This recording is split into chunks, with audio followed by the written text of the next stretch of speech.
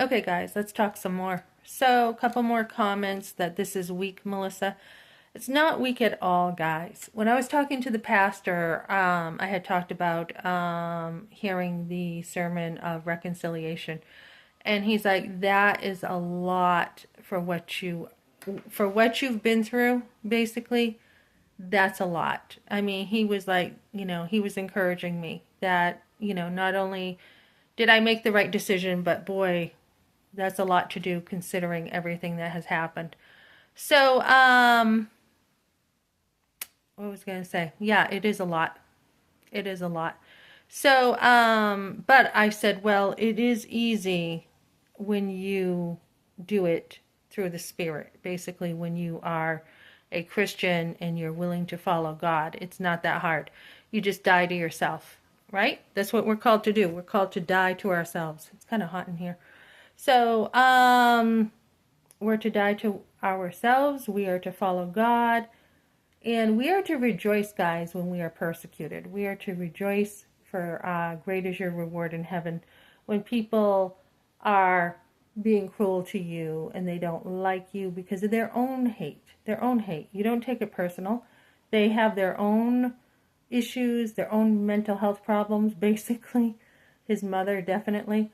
But we are still called to love our enemies. We are called to love them. So how do we love people who hate you? How do we love them? First of all, don't take it personal. I mean, if Jesus was hated, you're going to be hated. And a lot of people just don't like a light. They don't like it. So there's really, I mean, it's like, have I wronged you somewhere in life? Donna, have I wronged you somewhere? Not really. I haven't really done anything to her. And the fact that she can't get her needs met and she can't have a right relationship with her son, she blamed it on me. So rather than, I mean, this is really lazy. People are lazy. They go after the money in life. Rob was a truck driver, so he went after the money. And he had his reasons because he grew up really poor, and he was proud of that he did provide for his family, and he provided well in the physical, material ways. But as far as emotionally in relationship, he totally failed. And that is why he was trying so hard to control Ben when he would go to Stratum Tire. He knew how to control, but he didn't know how to have relationship with his son. And where, usually people are on one side or the other. They usually are working all the time. They make a lot of money for their family, or they don't chase the dollar bill and they give more time. We chose to give more time to our kids. That's what we wanted. We both grew up with fathers who were hard workers, and we had material stuff, and especially me. I mean, you didn't even think twice about having food on the table. So, or clothes on your back, or anytime we went to go to the bow and arrow shoots or anything, you didn't really have to think about it. Our parents provided well, materialistically, but as far as the relationships, they weren't really there. So how do you love people who hate? You just pray for them. You just pray for them. You keep on praying for their salvation. If you actually are doing good to people, you are praying for their salvation, and you're hating the evil, and you're not putting up with the evil. So, yes, I still have a Christ-like love for my husband and his parents and Carrie. I know she's got major mental health issues, so I try not to take her defamation on Facebook too personal. Just don't take it personal, guys, and keep on trucking. Keep on doing good. I want to say something to women who have been hurt by men. So, I'm listening to Jordan Peterson. You can listen to it on my post here. And it's like, wow, I wish I knew this stuff before. And when you have an abortion and a lot of times the men are involved, you can really be hurt. But it can work for your good. And this is what I want to say. You don't want to let pain of other people change you so that you're not like that little girl anymore where you can laugh and you can be open and have fun. There is a time where I think I did, without knowing it after the abortion, close my heart more. I think that's what happened. I was so hurt that I didn't care anymore, without even realizing it. But now, being older, and seeing the mistreatment that my husband has done, and yes, he's my husband, Kevin Leandro, before God. um, you have a choice. You know, I can see that I have rebuilt myself, and I have the strength that I need in life to handle pretty much anything. But when you are going through stuff, I remember saying to someone, you know, there's so many women out here who just look in the world so unnurturing. And I think what happens is so many women have hardened themselves.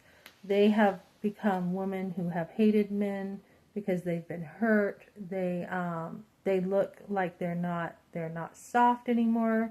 They lose their sweetness. They just lose it. And you cannot allow that to happen. You still need to be you and come out of things stronger. So don't watch that video. It's awesome. I rewatched his video last night looking at the intricacies of relationships, and his ability to communicate is amazing. So even if you don't have reconciliation, guys, you do have some kind of restoration with being able to identify what happened. So my husband would have to be brutally honest. I mean, there was probably even maybe prostitutes, you know, maybe with him. I don't know, you know, but he would have to be brutally honest and be like, you know, I failed. You know, he would have to be like, I totally failed. And sometimes men have such a fragile ego that they can't talk about that. But he failed in a million ways. And not only did he fail, but sometimes it takes losing a good woman for a man to become a good man. He's immature. He did not value what was sacred. He did not value you. He did not handle the burden or the weight of your love, your trust. He did not take care of you the way he should have. So I expect if my husband doesn't want to reconcile, for him to leave me alone now. And I expect if he does want to reconcile at any level, then he would need to contact me. Otherwise, he can leave me alone. And as far as a friendship after divorce, it doesn't happen with me. You're either married or you're not. You know, I'm not going to have a friendship with somebody after I've been married to him. That doesn't go well. So so the thing is, it may have to be, he's got a little window here that it's either going to be too late and he's going to live with regret the rest of his life, and he's going to hurt himself, basically. And it's sad when you're a woman who, like me, you love so deeply that you actually feel bad for him more than you feel bad for yourself. You're like, geez, he's gonna live with this, and I don't want to see him dying every day living with what he did. I actually want to help him to come out of this, get his senses on straight, and restore him to a place where I did believe in him and he was somebody that was better when he was with me. So it hurts me that he's hurting himself, so to say, more than it bothers me. So yeah, so, or otherwise he's just going to have to learn that he lost a good woman and he has to live with that. So sometimes that's what it takes, guys, and it's really sad, but sometimes that's what it takes when a man will not choose to be brutally open, at least with himself, brutally honest with himself, and be like, this is what I did. This is what I did to a really good person. And he will later remember things like where we went together, certain memories, and he will have to live with that. So if he continues to hurt himself, this is what he's got. Or he could turn it around and be like, you know what, I'm going to be honest. I didn't even realize, you know, how much I had hurt you and how much pain I had caused for the whole family. I mean, like I said, I don't take it real personal, but he did. His actions were very destructive, and he would have to take responsibility if he hoped to turn his life around. Otherwise, he is gonna, you know, he is gonna have to be looking at social media. I mean, sometimes men do this because they want more attention. You know, they feel like they're not getting the attention that they want, so they want more, so they'll go on your social media to get more attention. So he's going to have to live with this, and his parents are going to go. They will die before you know it. There's only probably a few years left, if that, with his parents, and he's going to be a lonely man, and he will do this again to another woman. He will break her trust until he changes.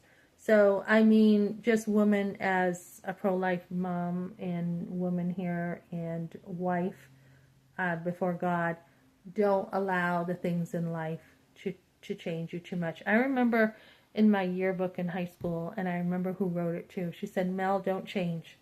Don't change much in life. We love you the way you are. So don't feel you have to fight for a man's love. Don't feel you have to earn it. It should be from a man who loves you and gives it freely. And if he can't, he's the one who failed, guys.